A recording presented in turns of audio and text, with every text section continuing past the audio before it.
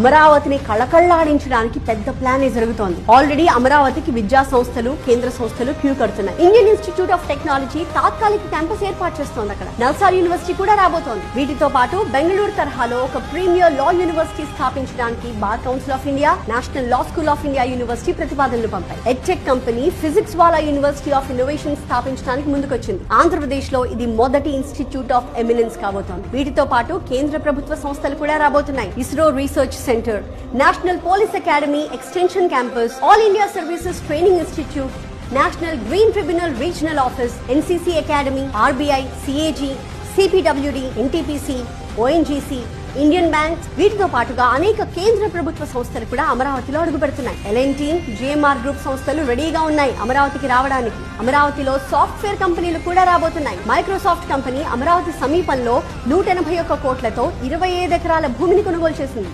ఇన్ఫోసిస్ భారీ పెట్టుబడితో కొత్త ఐటీ హబ్ అభివృద్ధి చేయబోతోంది.